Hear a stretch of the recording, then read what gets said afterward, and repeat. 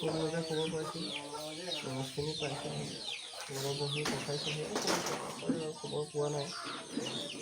আৰু নিউজ চেনেলত যি পাইছোঁ সেয়াই কৈ আছোঁ, খবৰটো পোৱা নাই। এইটো ক'বলগীয়াতো একো নাই, ক'বলৈ কি আছে আৰু গৈছিলোঁ তদন্ত হওক, এক্সিডেণ্টটো হ'ল আছে প্ৰশাসনে তদন্ত কৰিও, তাতেতো আৰু ক'বলগীয়া একো নাই। কিবা হৈছে নেকি, কিবা কিয় গৈছিল, কেনেকৈ কি কাৰণত এক্সিডেণ্টটো হ'বলৈ পালে, এক্সিডেণ্ট নে অন্য কিবা তদন্ত এটা কৰক, সেয়া বিচাৰোঁ আৰু কি ক'বলগা নাই। সামাজিক ৰীতি নিয়মবিলাকতো আছে, কেনেকৈ সেইখিনি কৰা যাব, কৰিবই লাগিব।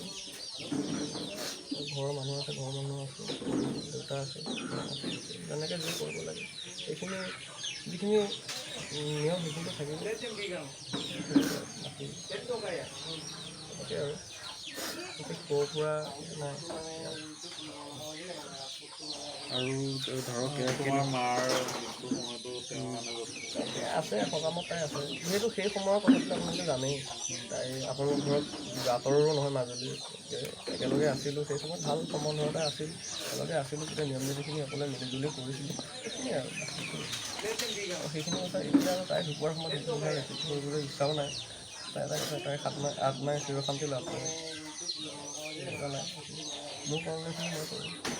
যিহেতু আপোনালোকৰ মাজত এটা সম্পৰ্ক গঢ়িছিলে, আৰু যিহেতু এতিয়া মানে নীতি নিয়ম অনুসৰি কেনেধৰণে আপোনালোকে এতিয়া মাংগলিক কাৰ্যবিলাক কৰিব?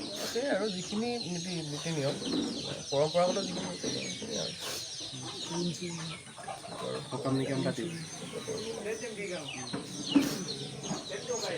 কিবা যোগাযোগ কৰিছে নেকি এতিয়া?